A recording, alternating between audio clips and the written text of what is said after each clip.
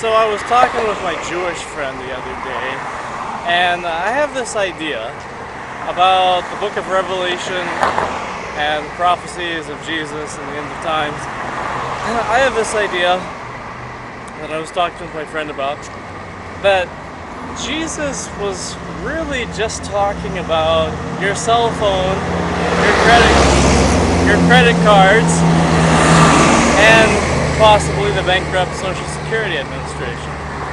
And that's really all he meant by the number of your name.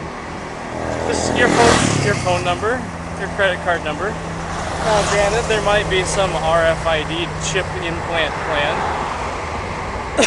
but still, even before that comes true, if it does come true, still a lot of other things fit the prophecy exactly, I think, or at least they could be interpreted that way, and maybe they're ambiguous enough.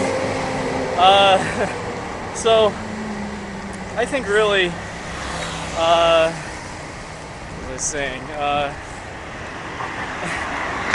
Really, he was warning the on-call children and the internet addicts. Don't get addicted to the internet.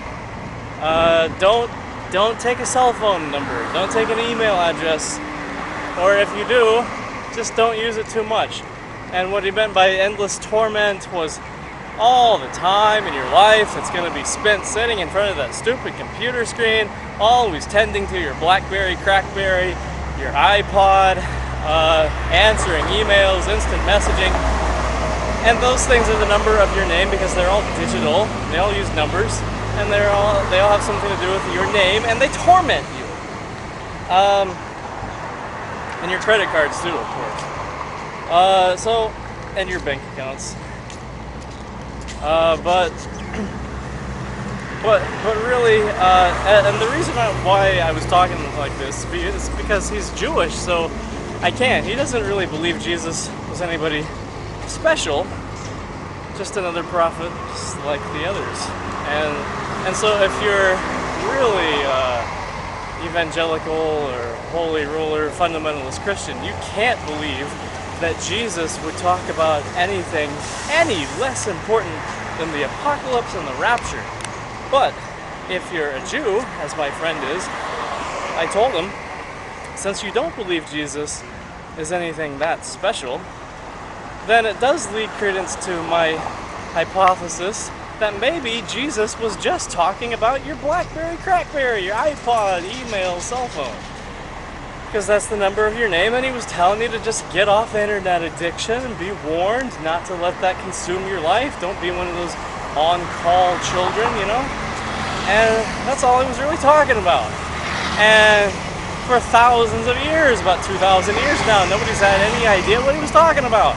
Because they didn't have problems like this. They didn't have the technology. But he was a prophet who saw it, and people have just been misinterpreting what he was talking about for years.